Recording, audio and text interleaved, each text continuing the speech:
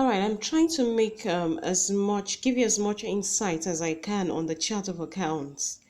I'm looking through the website accountingtools.com, and they have made a beautiful explanation and given great insight as to what chart of accounts is. So we'll just run through it. We are told that the chart of accounts is a listing used in the general ledger of an organization. It says it is used by the accounting software. In this case, we're looking at Sage. It is used by Sage to aggregate information into an entity's financial statement.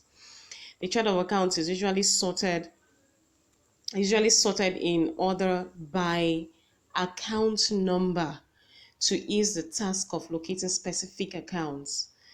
The accounts are usually numeric but can also be alphabetic or alphanumeric.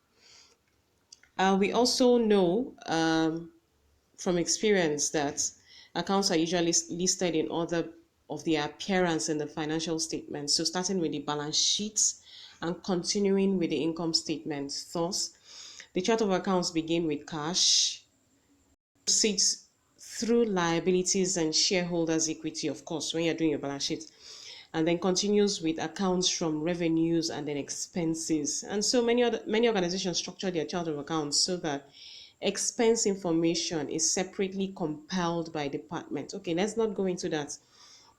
But typical accounts found in the chart of accounts are, so in your asset class, you have stuff like your cash,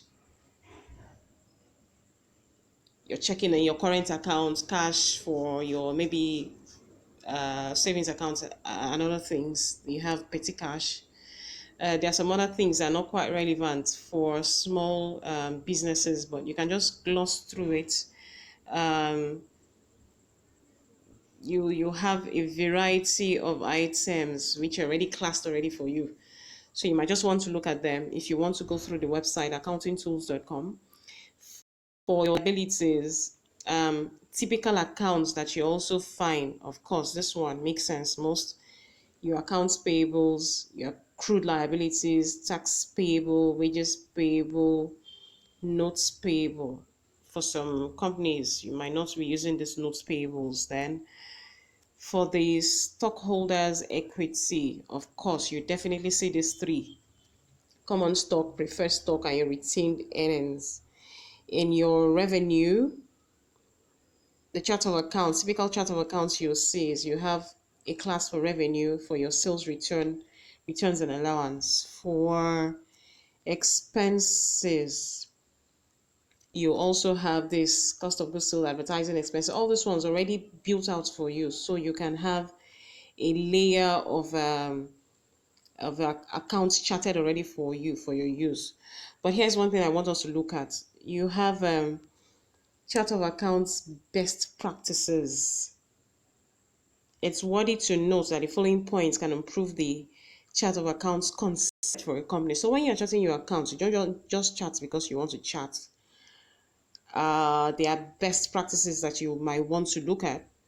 Consistency. So you're doing 4 digits, you're doing 5 digits. Don't just suddenly move to 6 digits because you feel like, or you move from a particular form of chatting in 1 year to another chatting in 1 year. It becomes a whole lot of problem. So this one, lockdown for company who have subsidiaries. You do not allow your subsidiaries to change the standard chart of accounts without a very good reason, since having many versions in use makes it more difficult to consolidate the results. Size reduction. So periodically review the accounts list to see if any accounts contain relatively immaterial amounts. If so, and if this information is not needed for special review, just shut them down and add them to. If it's an expense account, you don't have every expense account charted. You have a long list of accounts charted. You don't want to have that. So you can minimize the number of accounts you have on your chart of accounts and put specifically those things that are needed. So when you buy tissue paper, you don't put a chart of account tissue paper. You buy another one. You can certainly merge expenses. You can